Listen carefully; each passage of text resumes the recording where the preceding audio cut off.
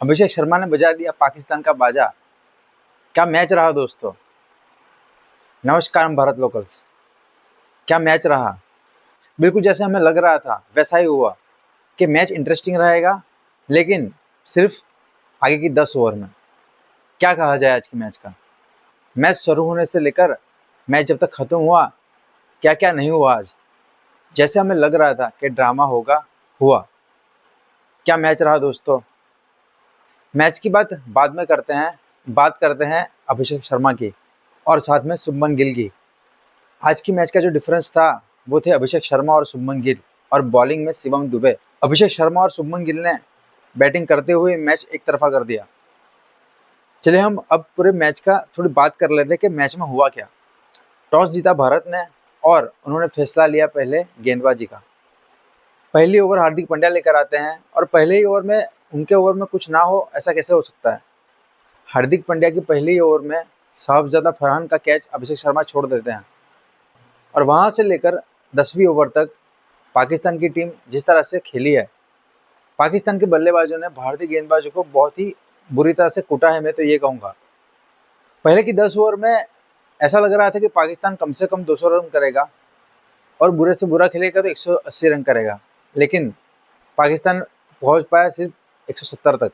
अब हम score card को देखते हुए बात करते हैं ताकि मैं आपको बता पाऊँ कि मैच में आज क्या क्या हुआ।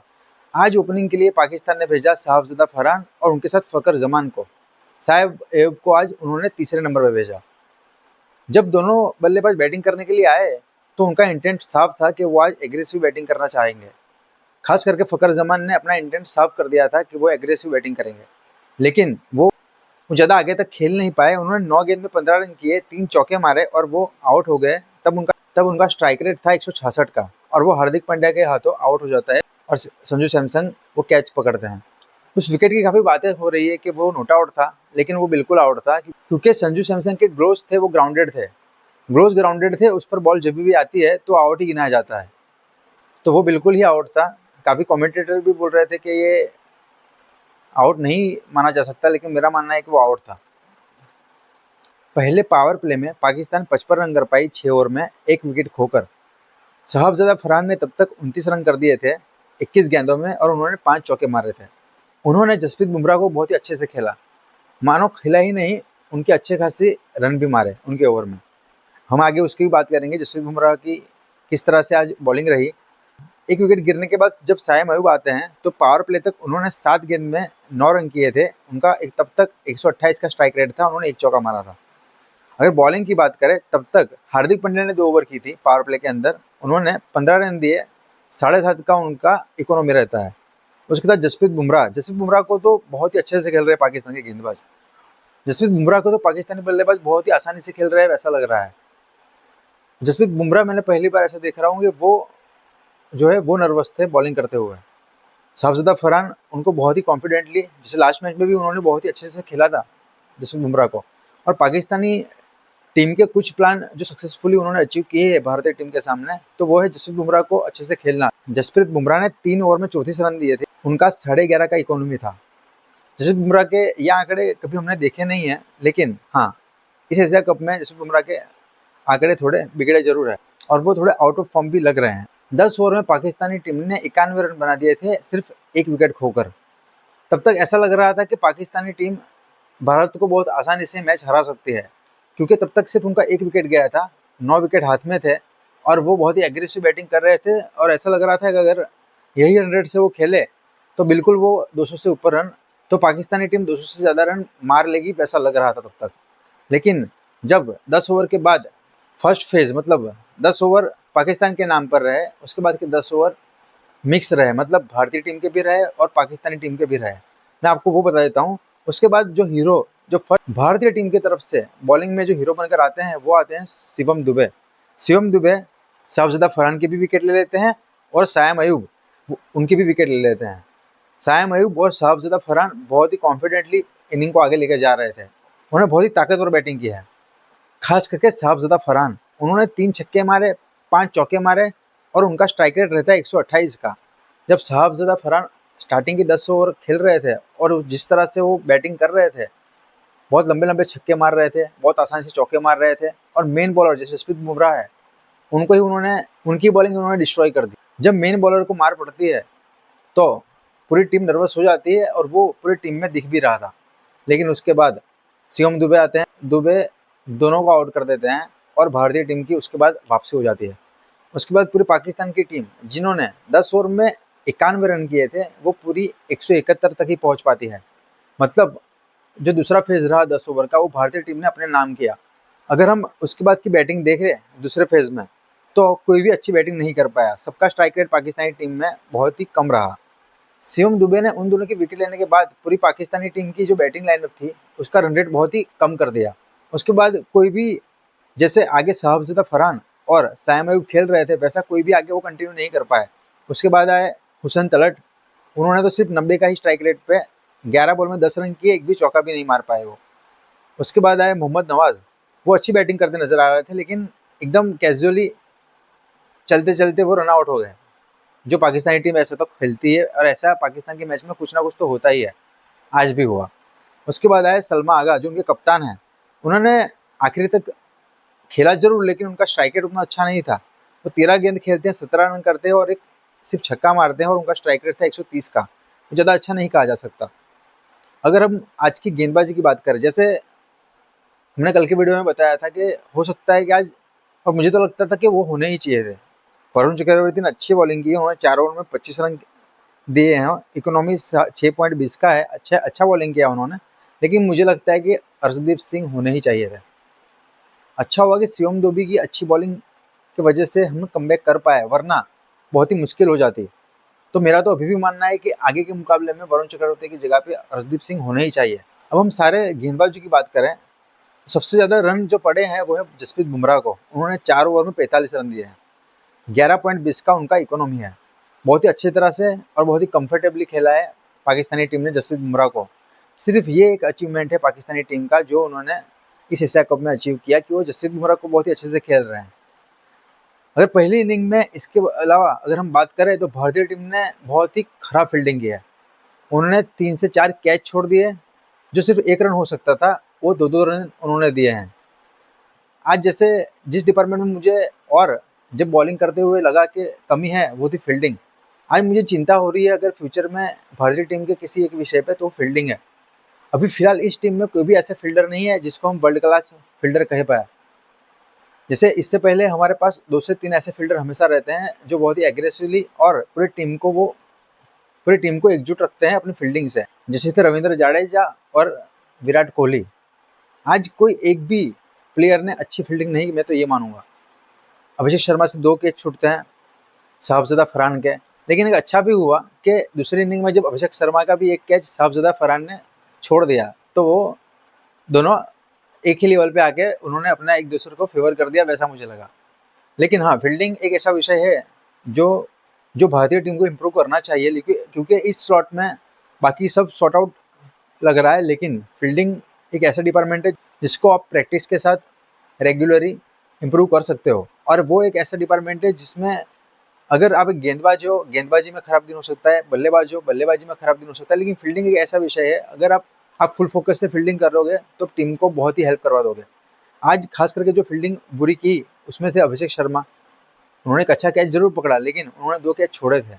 उसके बाद रहे कुलदीप यादव, बहुत ही ईजी कैच उन्होंने छोड़ दिया, और एक कैच छोड़ा था शुभमन गिल ने। और उसके बाद जो ग्राउंड अच्छे से कवर नहीं कर पा रहे थे, और 1 रन था, उधर 2 रन उन्होंने दे दिए, उधर तिलक वर्मा। तो ये कुछ पहले इनिंग की बात की। अब अगर हम दूसरी इनिंग की बात करें, दूसरी इनिंग में बात करने के लिए ऐसा कुछ भी नहीं है। दूसरी इनिंग में सिर्फ एक ही बात थी, वो थी अभिषेक शर्मा, और उनको सपोर्ट कर रहे थे शुभमन गिल, और सामने हर पाकिस्तानी गेंदबाज के छक्के छूट रहे थे।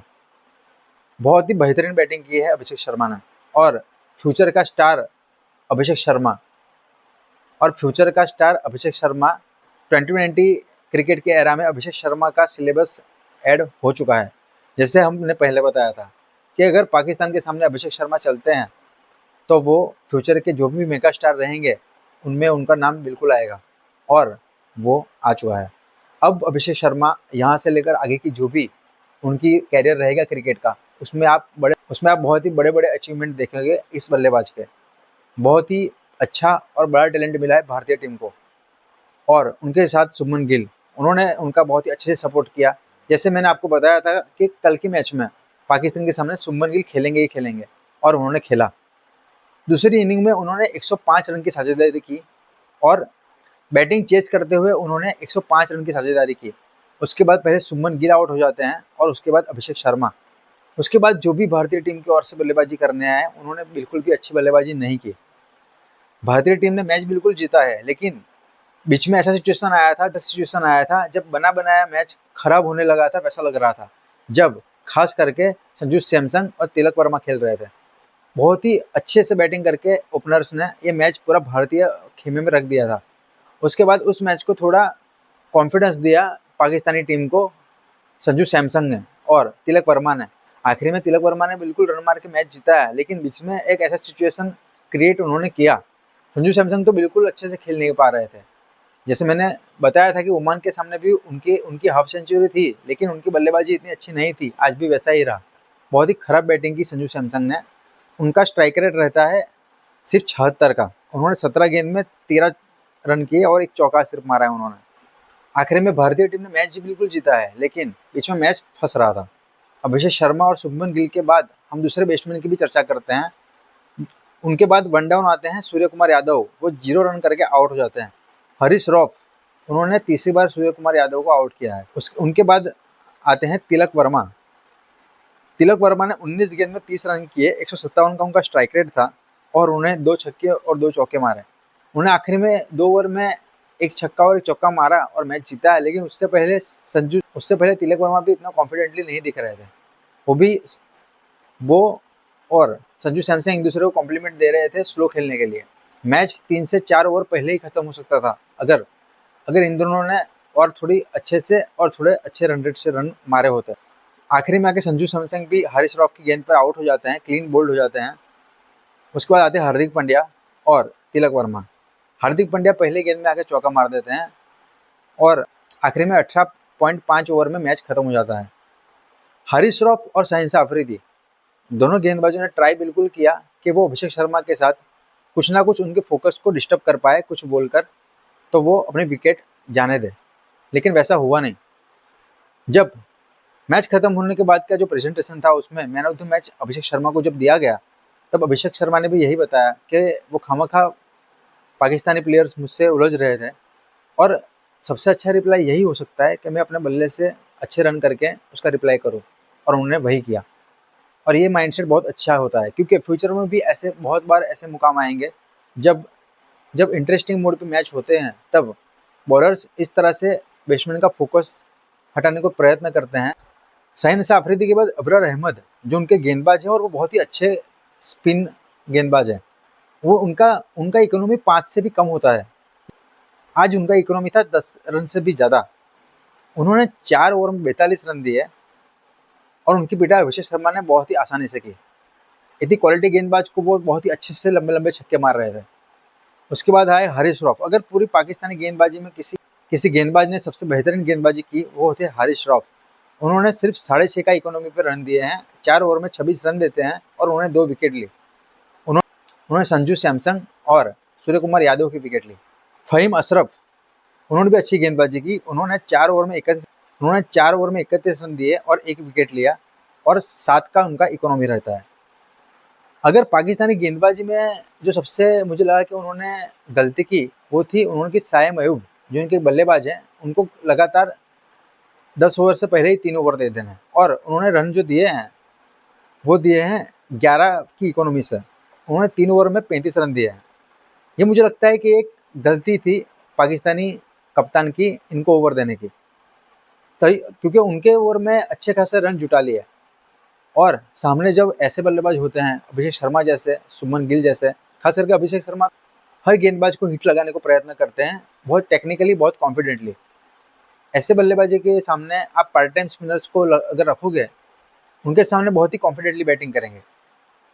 उसके अलावा जो मुझे लगा जो पाकिस्तान टीम चूक गई, अगर ऐसी ही एक गलती भारतीय गेंदबाजी में भी हुई थी, जब 18वां ओवर जो है वो शिवम दुबे को दे दिया गया। उन्होंने आगे 3 ओवर अच्छे किए थे, लेकिन शिवम दुबे एक ऐसा गेंदबाज नहीं है जिसको आप स्लॉट के ओवर्स में बॉलिंग करवा पाओ और अच्छे खासे रन भी उनको पड़ जाते हैं। 17 रन पड़ जाते हैं उनको। हार्दिक पांड्या की 2 ओवर बाकी थी और हार्दिक पांड्या एक अच्छा ऑप्शन रहता है। हार्दिक पांड्या एक अच्छा ऑप्शन रहता शिवम दुबे के जगह पे। 2 ओवर उनके पास थी और जसप्रीत बुमराह के पास 1 ओवर थी, तो आप उस कॉम्बो के साथ 3 ओवर करते तो कम से कम और 10 से 12 रन कम हो पाते।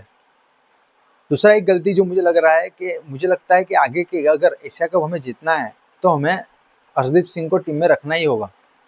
हरदीप सिंह आएंगे तो स्लॉट्स ओवर में और अच्छी गेंदबाजी होने के पूरे चांसेस है।